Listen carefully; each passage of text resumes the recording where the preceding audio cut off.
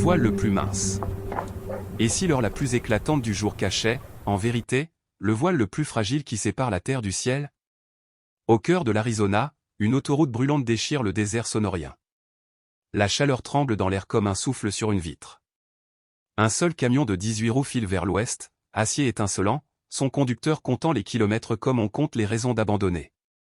Sous le soleil implacable, les saguaros dressent leurs silhouettes géantes, figées telles des juges silencieux. Puis survient le son que tout routier redoute, un claquement sec, suivi du cri de caoutchouc qui se déchire. Le mastodonte tangue, mord la route, et dans la fraction de seconde qui précède la rencontre brutale entre l'acier et le destin, quelque chose semble le regarder depuis le désert. Une présence douce, impossible de lumière, qui attend. À midi, l'Arizona ne demande pas la permission, il s'impose. La lumière s'abat comme un marteau sur chaque surface, transformant les rails de sécurité en fer brûlant et l'asphalte en une bête vivante. Le désert sonorien s'étend à perte de vue. Océan de poussière, de rocs et de géants muets. Les saguaros élèvent leurs bras multiples comme une prière sans voix. Dans la cabine d'un vieux Peterbilt, Miguel Alvarez, 45 ans, roule au centre d'une vie rétrécie à la routine et à l'asphalte. La climatisation lutte, mais perd le combat. La radio crache quelques fréquences, puis il l'éteint. Ne reste que le grondement du moteur, le souffle du vent et le cliquetis d'un petit objet coincé dans la boîte à gants, l'endroit où il range tout ce qu'il préfère ne pas affronter. À Tucson, quelques heures plus tôt, un répartiteur nerveux l'a expédié comme on lance un navire vers Yuma. Remorque chargée de palettes, délai serré mais tenable. Miguel connaît cette route depuis 20 ans, il sait où l'autoroute ondule, où elle se creuse, où les patrouilleurs se cachent à l'ombre des viaducs, où le désert libère un tourbillon de poussière par simple caprice. Mais l'expérience n'est pas la paix. Un portrait voyage à ses côtés, coincé dans le pare-soleil fissuré. Les bords sont mangés de soleil, l'image presque effacée. On y voit une fillette en maillot de foot rouge, accoudée à un homme en costume bon marché. Tous deux saisis dans un éclat de rire. La fillette, c'est Sofia. Elle avait 13 ans sur la photo. Elle en a 15 aujourd'hui. 2 ans suffisent pour transformer un rire en muraille. Miguel ne l'avoue à personne, il répète des excuses dans les lignes droites, comme d'autres répètent des prières. Sauf, je suis désolé d'avoir raté ton final. Sauf, pardon de n'avoir pas été là chez le médecin. Sauf. Les mots s'éteignent toujours avant la fin, interrompus par un appel, un nouveau trajet, une fatigue. Le script ne trouve jamais son point final. Le rétroviseur renvoie sans cesse son propre visage. Fatigué, mal rasé, encore digne mais usé aux angles. À sa main gauche, l'anneau vide où brillait jadis une alliance. Le divorce attend, papier à moitié signé, à moitié oublié.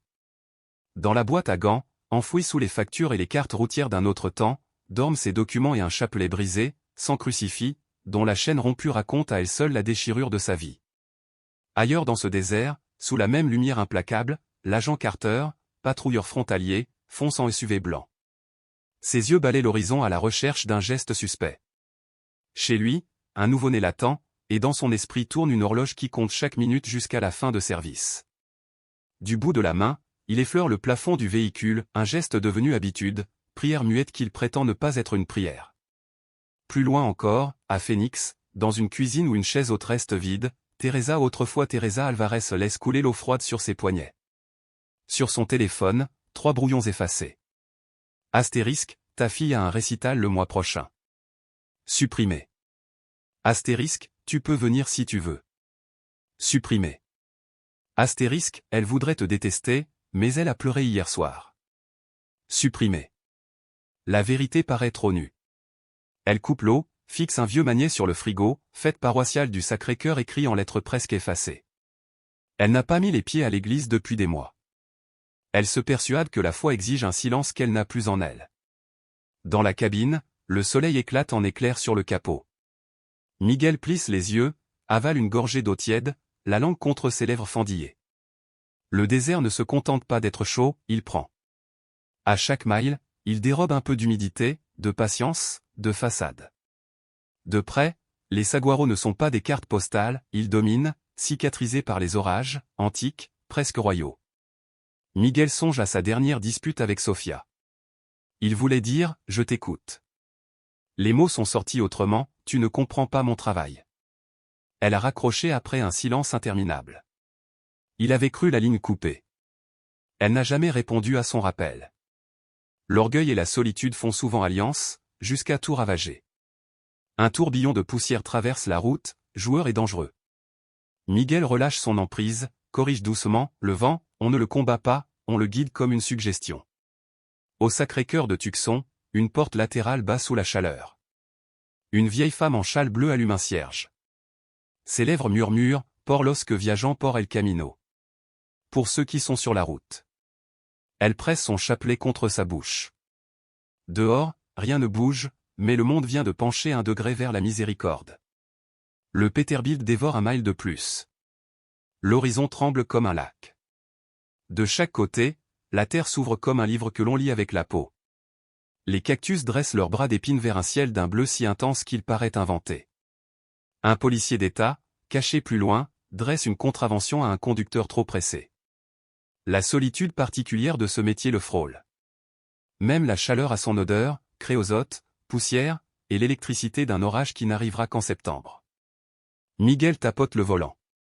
Ce n'est pas une chanson, c'est un cliquetis de joint qu'il a noté, demandé à Matteo Ayuma. Le camion parle, se dit-il. Les vieux amis ont leur langage. Les cadrans indiquent tout va bien. Pourtant la boîte à gants s'ouvre d'un soubresaut, relâche des papiers. Sur le dessus, Alvarez contre Alvarez. En dessous, l'horaire de répétition de Sofia. Jeudi, 16h. Il imagine franchir une porte ce jour-là, comme un père ordinaire. L'idée lui fait peur. La route se resserre dans une courbe douce.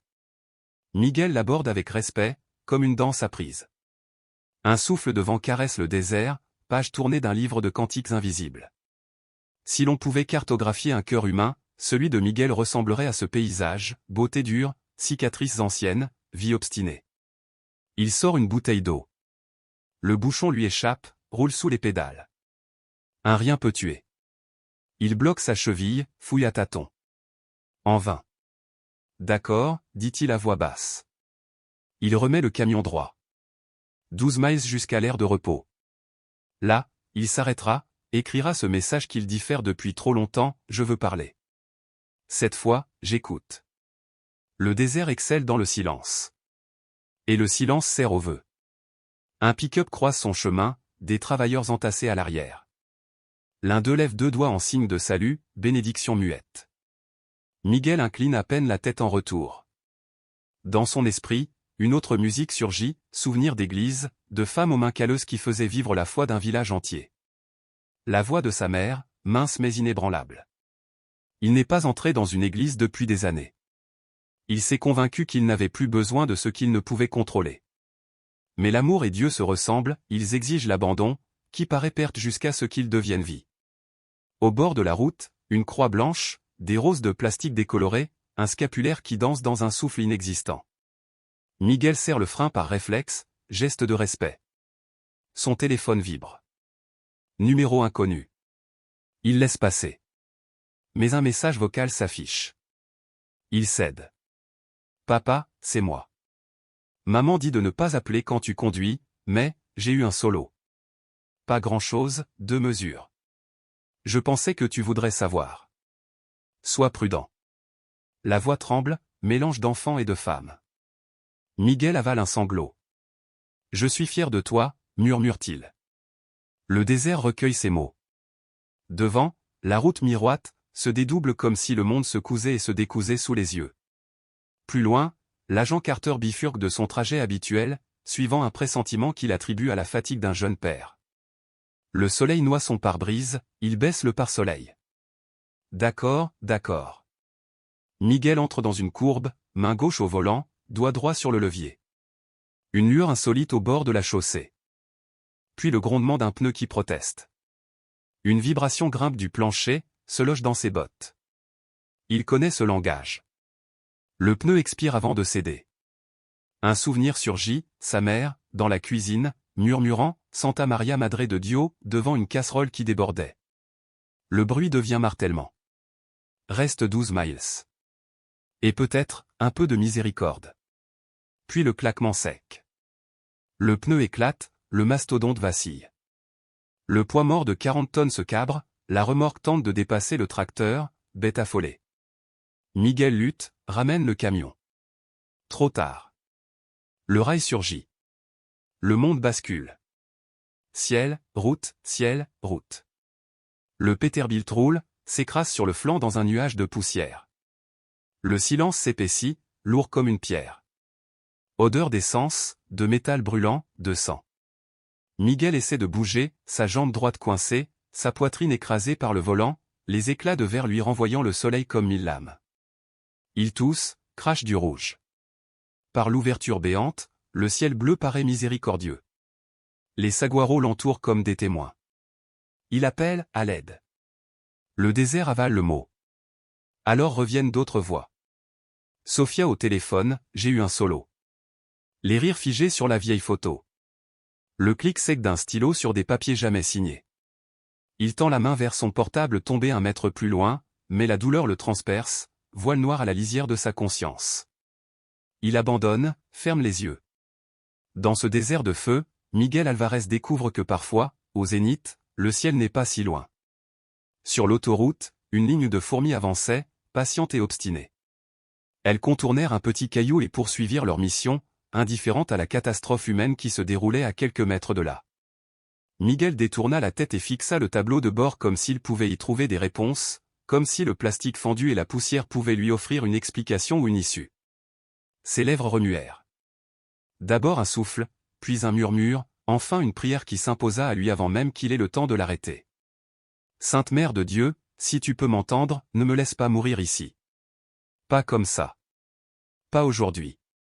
Le désert, éblouissant et impitoyable, ne clignait pas des yeux. Le vent sifflait à travers la carcasse du camion, charriant l'odeur de créosote et de fer brûlant. La chaleur vibrait sur l'asphalte comme un voile mouvant. Par la bouche béante de la cabine éventrée, au-delà de la ligne de verre brisé qui scintillait comme un chapelet cruel, une femme apparut. Elle ne se cachait ni dans l'ombre, ni dans la brume, ni derrière une fumée ou un crépuscule commode. Elle se tenait là, en plein midi, dans une lumière crue qui ne pardonne rien, où chaque défaut se voit, où toute miséricorde doit être plus forte que l'éclat du soleil. Elle portait un manteau bleu qui semblait créer sa propre ombre. Ce n'était pas une clarté éblouissante, mais une lueur douce. Son voile frémissait à peine, comme si l'air lui-même retenait son souffle. Ses yeux brillaient d'une tristesse qui ne jugeait pas, mais recueillait. Elle ne fit pas un pas de plus. Elle n'en avait pas besoin. La distance laissait la place à la liberté. La grâce n'est jamais une contrainte. L'esprit de Miguel chercha de l'oxygène et trouva à la place un souvenir. Celui d'un enfant appuyé contre le flanc de sa mère, la regardant murmurer les mots d'un « Je vous salue Marie », comme un secret assez solide pour tenir debout une maison entière. Il cligna des yeux, s'attendant à ce que la femme se dissolve dans les mirages de chaleur. Mais elle demeura. « Mère » souffla-t-il. Un mot qui appartenait à trop de femmes, mais qui trouva celle capable de le porter. Au loin, au sud, un moteur d'SUV approchait, traçant une note claire dans le tissu sonore du midi. Miguel ne l'entendait pas encore. Ses yeux restaient fixés sur la main de la femme qui se levait. Non pas pour ordonner, mais pour consoler. Autour de lui, l'air se rafraîchit degré après degré, comme si une ombre naissait d'une seule feuille. Sa douleur s'émoussa, n'ôte pas disparu, ni nié, simplement tenu à distance, juste assez longtemps pour respirer en dessous. Un souffle d'air fit vibrer un lambeau de garniture au-dessus de sa tête. Une goutte de sueur, de sang, peut-être une larme tomba sur un éclat de verre et le fit scintiller comme une étoile minuscule. Le regard de la femme s'adoucit encore, si c'était possible. Miguel sentit quelque chose se délier en lui. Ce n'était pas un os. C'était l'instinct de toujours se battre seul. Il n'entendit pas des mots, pas avec ses oreilles. Mais il reçut leur forme, claire et profonde, « Tu n'es pas abandonné. Reste en paix. » Sur une route parallèle, l'agent Carter roula plus loin que sa sortie habituelle. Une gêne inexplicable lui avait traversé la nuque. Il prit la bretelle vers la 134 et dit dans la radio. « Je change de direction. » Son partenaire, c'est comme l'air, répondit. « Reçu. » Pourquoi? Carter réfléchit, puis lâcha. Disons, une intuition. Il franchit une colline et aperçut le camion couché sur le flanc. La poussière flottait encore comme un rideau qui tombe au mauvais moment. Il freina si fort qu'une glacière glissa et cogna le tableau de bord. Le soleil renvoyait des éclats tranchants sur la tôle. Il leva une main pour se protéger les yeux. Et il la vit. Une femme en bleu, entre deux saguaros, un bras levé. Pas pour saluer. Pour montrer une direction, comme une mère indique à son enfant où se trouve la maison. Ici, le voilà. Tu la vois, demanda Carter à voix haute, seul dans sa voiture. Puis il cligna des yeux, il n'y avait plus que de la chaleur et des cactus, et l'insistance du midi. Il ne perdit pas de temps à douter. Il enclencha les gyrophares, ouvrit sa portière d'un geste sec et courut. De près, l'odeur du métal tordu avait celle des décisions qu'on ne peut pas reporter. Carter se pencha vers le pare-brise fracassé, ses genoux râpant le gravier brûlant, les yeux larmoyants sous l'éclat. Le chauffeur respirait encore, visage cireux sous le hâle, souffle hésitant comme un homme qui réapprend à vivre. « Monsieur, je m'appelle Carter. Je suis là. Je vais appeler du renfort. » Il parla dans la radio avec une cadence qui imposait l'urgence. Déjà, son partenaire réorientait les unités. Les secours se mettaient en mouvement sur un comté assez vaste pour qu'une vie puisse s'y perdre. De l'eau, articula Miguel. Carter fouilla, trouva une bouteille cabossée coincée près du tableau de bord, perça le bouchon avec l'ongle et humidifia les lèvres du blessé. Vos jambes sont coincées. Mais restez avec moi. Il passa son épaule sous un morceau de tôle et poussa. L'acier grinça mais ne céda pas, toi et moi, juste un peu, murmura-t-il au camion, comme on parle à une bête rétive. Un crissement de gravier annonça l'arrivée d'une trooper de l'État. Elle s'accroupit sans un mot inutile, le gilet pare-balles déjà en place. J'étais à 1 mile. J'ai cru sentir une odeur de frein brûlé. Son regard scruta la carcasse, puis l'horizon du désert. Vous avez vu quelqu'un là-bas? Carter ouvrit la bouche, puis la referma. Elle n'attendit pas de théologie. Elle commença à énumérer des angles, des coupes, des calculs. Sa voix ferme fit naître une espérance qui ne trompe pas. Au loin, une sirène s'ajouta à la chaleur. Une autre plus proche. Le désert, qui fait semblant de ne rien entendre, aime les cœurs. Quand les pompiers et les ambulanciers arrivèrent, tout se mit en mouvement comme une liturgie, stabilisé, coupé, protégé. Le métal céda sous les pinces hydrauliques. Miguel cria quand la douleur s'embrasa, puis retomba, apaisé par la morphine. Et toujours, ses yeux cherchaient l'espace entre les saguaros, là où elle avait été. Finalement, on l'extirpa, on l'allongea sur une civière. Le ciel se pencha sur lui, immense et bleu. Un vautour tournoya au-dessus, puis changea d'avis et s'éloigna. Même les charognards obéissent parfois à d'autres lois. À l'hôpital de Tucson, l'odeur d'antiseptique et de café tiède accueillit son corps brisé. Les médecins s'activèrent avec la précision de ceux qui ont fait la paix avec l'urgence, jamais avec le désespoir. La chirurgienne le regarda et dit simplement « Vous ne devriez pas être vivant ». Ce n'était pas un reproche. C'était une reconnaissance. Sous anesthésie, Miguel flotta entre douleur et repos. Il revit le désert, mais cette fois les saguaros étaient des lampes fluorescentes, et le manteau bleu, un drap chirurgical. Il eut envie de rire et de pleurer en même temps, car ainsi commence souvent l'abandon. Quand il se réveilla plus tard, la lumière dans sa chambre avait adouci ses angles. Sur la table, un chapelet simple reposait sur une serviette pliée. Personne ne savait qui l'avait déposé. La nurse secoua la tête, pas moi. Mais parfois, le désert a un service de messagerie très efficace. Miguel tendit la main et sentit le froid réel des perles. Les larmes vinrent, pures comme de l'eau après la soif. « Mère, dit-il encore. » C'est alors que Teresa apparut sur le seuil, tremblante, comme si le sol pouvait se dérober. Il pensa qu'il ne la reverrait jamais. Elle s'approcha, aperçut le chapelet, haussa les épaules avec ce demi-sourire des sceptiques quand la grâce se met à parler leur langue. Puis Sophia entra, leur fille, timide mais droite, un sac serré contre elle comme un bouclier. « Et, dit-il. » Elle répondit doucement, « Et. » Et en 2 pas, elle choisit de revenir. Elle posa sa main sur la sienne. Il ferma la paume pour la retenir. 2 pressions. Leur code ancien pour dire ça va. Le temps à l'hôpital s'écoula comme il le fait toujours, non en jour mais en alarme, en visite, en petite victoire. Teresa apporta de la soupe. Sophia fit ses devoirs au chevet. Peu à peu, ils réapprirent à être une famille.